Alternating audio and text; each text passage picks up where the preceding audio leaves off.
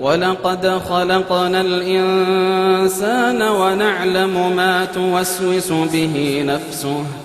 ونحن أقرب إليه من حبل الوريد إذ يتلقى المتلقيان عن اليمين وعن الشمال قعيد ما يلفظ من قول إلا لديه رقيب عتيد وجاءت سكرة الموت بالحق ذلك ما كنت منه تحيد ونفخ في الصور ذلك يوم الوعيد وجاءت كل نفس معها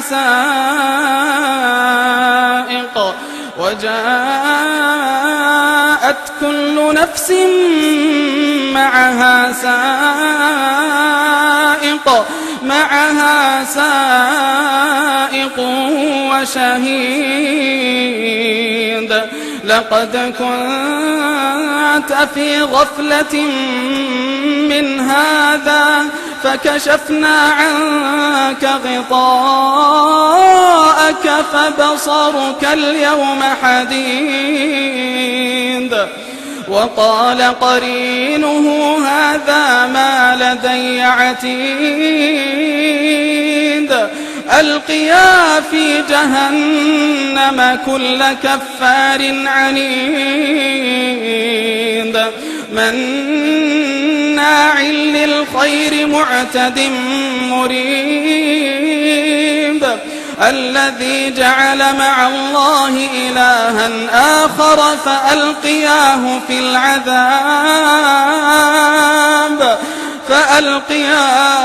العذاب الشديد قال قرينه ربنا ما أطغيته ولكن كان في ضلال بعيد قال لا تختصموا لدي وقد قدمت إليكم بالوعيد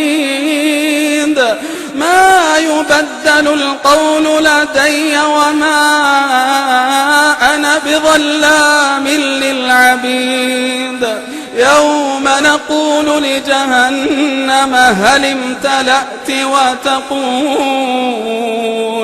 وتقول هل من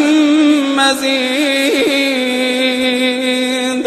وأزلفت الجنة للمتقين غير بعيد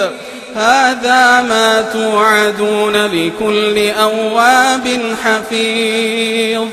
من خشي الرحمن بالغيب وجاء بقلب منيب ادخلوها بسلام ذلك يوم الخلود لهم ما يشاءون فيها ولدينا مزيد وكم أهلكنا قبلهم من قرن هم أشد منهم بطشا فنقبوا في البلاد هل من محيص إن في ذلك لذكرى لمن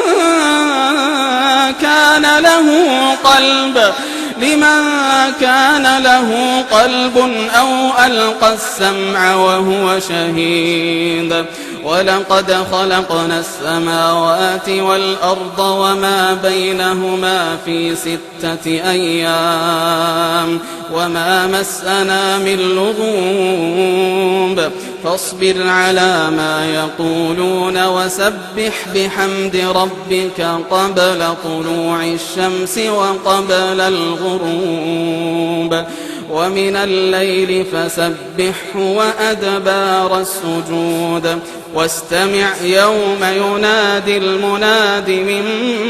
مكان قريب يوم يسمعون الصيحة بالحق ذلك يوم الخروج إنا نحن نحيي ونميت وإلينا المصير يوم تشقق الأرض عنهم سراعا ذلك حشر علينا يسير نحن أعلم بما يقولون وما أنت عليهم بجبار فذكر بالقرآن من يخاف وعيد